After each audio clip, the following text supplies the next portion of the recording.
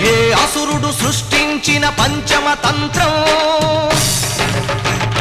నరజాతిని వంచిన దారుణ కుల మంత్రం, నరకబడిన శంభూకుని శిరం సాక్షిగా, తెగిపడిన ఏకలవ్య బొటన వేలు సాక్షిగా, ముంతల చీపురుల మన దీనగతం సాక్షిగా, ప్రశ్నించిన ప్రతి చోట మహారక్త క్షేత్రం,